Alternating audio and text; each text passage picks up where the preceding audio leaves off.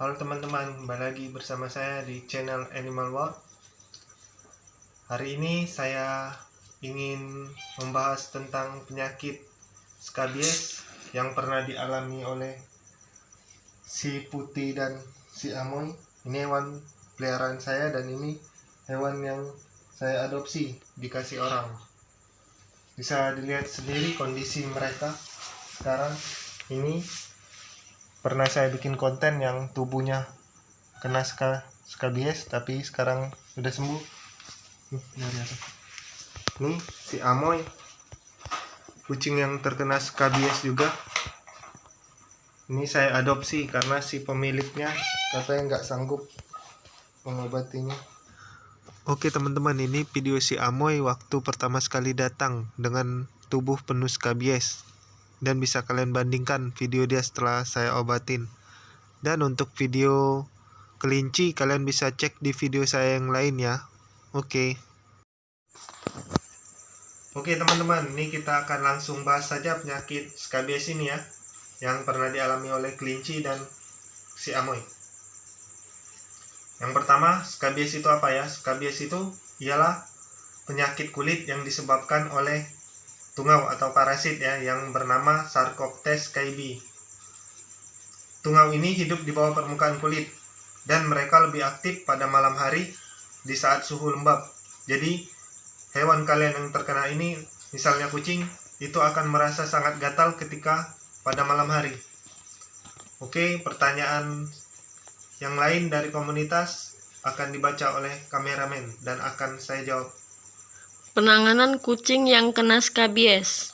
Oke, penanganan kucing yang terkena skabies. Mungkin maksudnya penanganan itu kayak perawatan gitu ya, agar nggak menular kepada yang lain ya. Yang pertama itu, kucingnya yang terkena skabies, kalian harus pisahkan dari yang lain. Dia kandangkan dan jangan berdekatan sama kucing yang lain.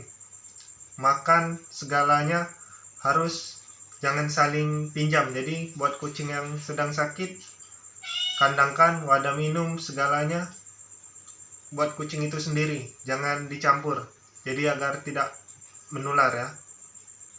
Dan kalian saat ingin misal punya lebih dari satu kucing yang skabies, terakhiran buat memberi makannya, minumnya, atau menyentuhnya, jadi nggak menular ya. Jadi yang pertama, kucing yang sehat kalian beri makan, kalian elus dan segala macamnya, baru si kucing yang terkena skabies. Setelah itu kalian cuci tangan dengan sabun hingga bersih, agar kalian tidak tertular dan kucing lain tidak tertular.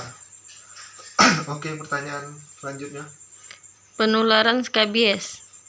Oke, penularan skabies ini saya buat jadi terbagi dua ya.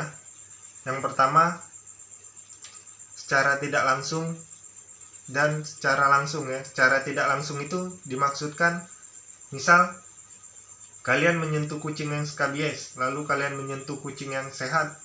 Nah, itu akan menular kepada kucing yang sehat secara melalui kita, atau misalnya dari benda-bendanya juga bisa. Misal handuk, kalian memandikan kucing yang skabies atau mengelus skabies, kucing yang terkena skabies, lalu meminjamkan handuk itu atau benda itu kepada kucing yang sehat. Nah, itu menular secara tidak langsung melalui benda ya.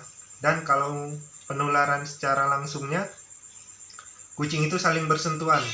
Nah, itu secara langsung dan itu bisa menular. Oke, selanjutnya. Perbedaan jamur skabies dan demodex. Perbedaan jamur skabies dan demodex ya. Kalau jamur itu atau ringworm itu bukan parasit ya, sedangkan demodex dan skabies itu termasuk parasit, dan ciri mereka berbeda ya. Yang pertama, jamur itu kulitnya berkerak tapi tipis ya. Kadang diawali pertamanya, kalau ringworm itu biasanya berbentuk lingkaran berbintik-bintik. Dia disebut ringworm karena kalau di teropong pakai mikroskop itu bentuk mereka seperti cacing.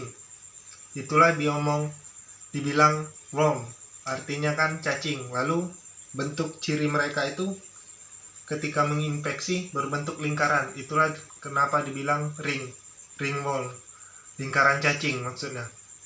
Lalu kalau demodek itu mirip dengan jamur, dia bergerak sedikit tapi dia disebabkan oleh parasit ya, dan ini sulit disembuhkan.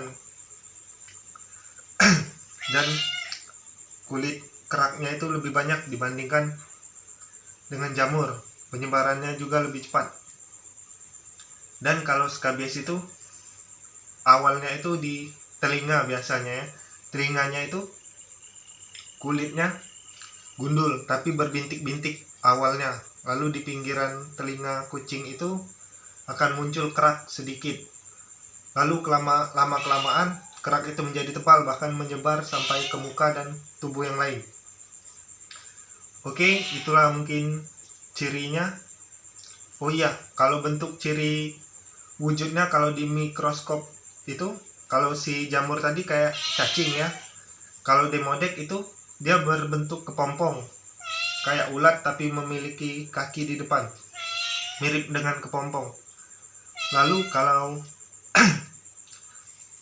Sarcoptes KB atau tungau skabies itu dia berbentuk seperti laba-laba, memiliki kaki dan tubuhnya bulat. Oke, lanjut pertanyaan lainnya. Pencegahan agar tidak tertular skabies. Ya, seperti yang saya jelaskan tadi, pencegahan agar tidak tertular skabies ya. Sebenarnya skabies ini bisa menular ke hewan mamalia lain atau manusia ya.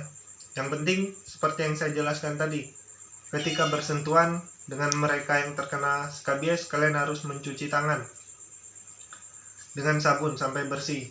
Dan kalau tubuh kalian atau baju kalian yang terkena kucing yang skabies, kalian harus mencucinya dengan air hangat, direndam dengan air hangat, cuci dengan sabun, dan dijemur dengan matahari secara langsung ya.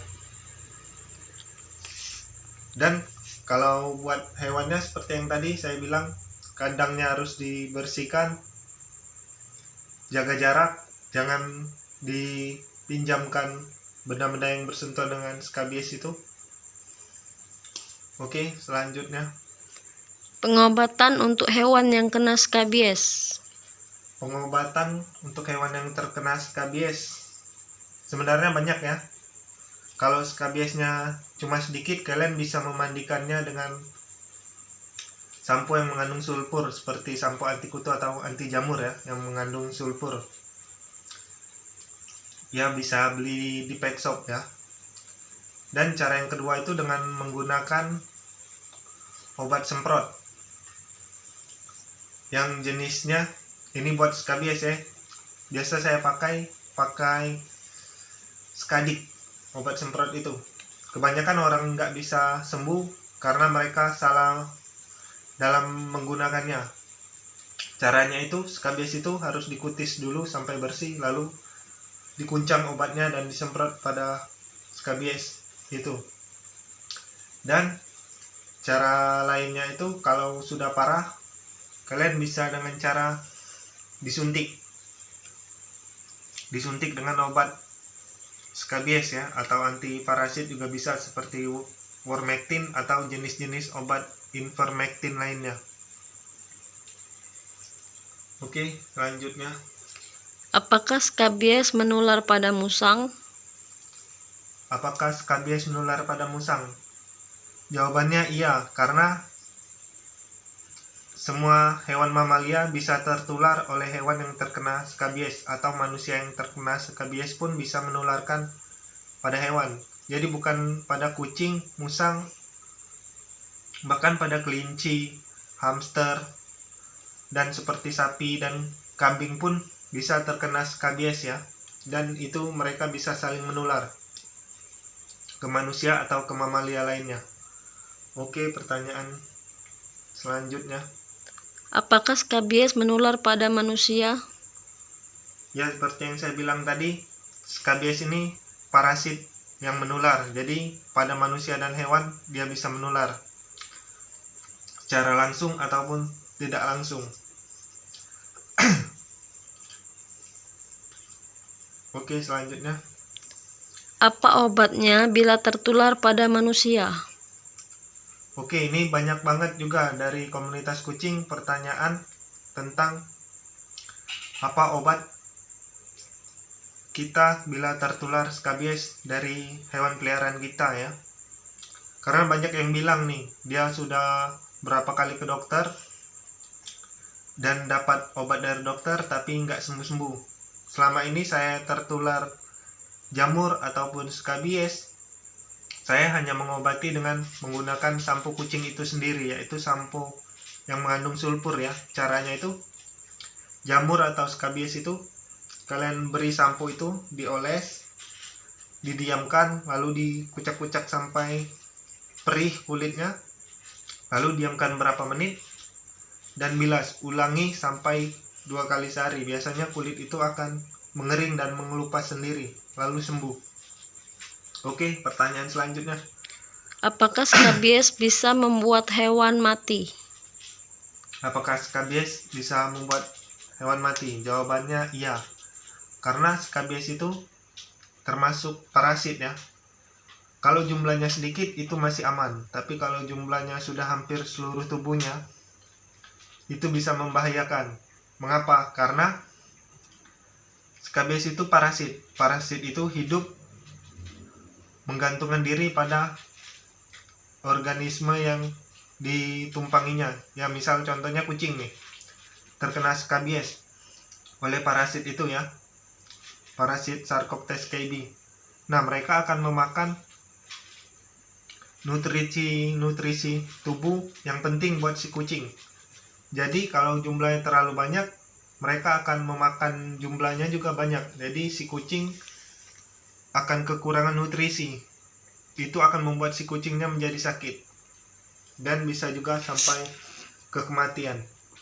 Oke, pertanyaan selanjutnya. Apa tanda kucing skabies dengan penyakit lain yang membedakannya?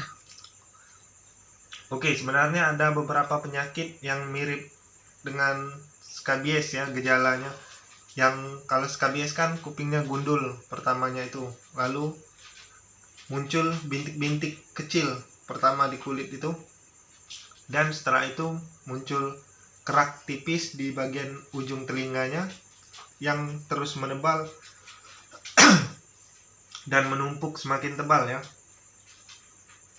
Nah, itu kalau skabies. Kalau kena hermit atau tungau telinga, gejalanya juga mirip, kupingnya gundul.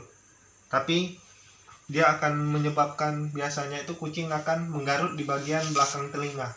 Jadi lebih banyak gundul di bagian belakang, dan bagian dalam telinga akan ada baret seperti luka yang disebabkan cakaran itu.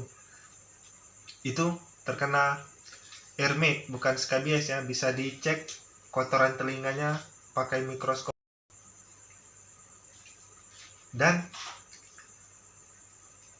penyakit kuping yang gundulnya juga bisa kutu ya. Kalau kutu itu biasa si kucing akan menggarut bukan di bagian telinga saja yang gundul, tapi sampai kepala, bahkan belakang kepalanya. Dan jamur juga begitu, biasanya mereka akan menggarut bahkan sampai ke bagian leher di sini. Itu kalau kutu dan jamur sangat mirip. Jadi tinggal dicek aja, kalau ada kutu berarti kutu. Kalau ada jamur, biasanya kulitnya itu merah dan sedikit berkerak. Itu gejala perbedaannya. Oke, selanjutnya. Sudah. Oke. Buat teman-teman yang ingin bertanya tentang skabies ini, bisa kalian tulis di komentar. Karena saya nggak bisa begitu jelas menjelaskan di sini karena bisa panjang lebar. Jadi saya lebih sering menjawab pertanyaan orang-orang itu biasanya secara langsung atau di grup-grup kayak Facebook dan WA atau IG semacamnya. Itu lebih gampang dibandingkan dengan memvideokan seperti ini.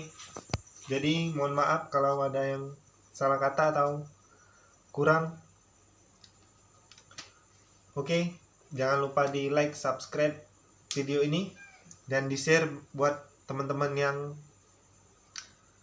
belum tahu tentang penyakit ini. Oke, sampai jumpa.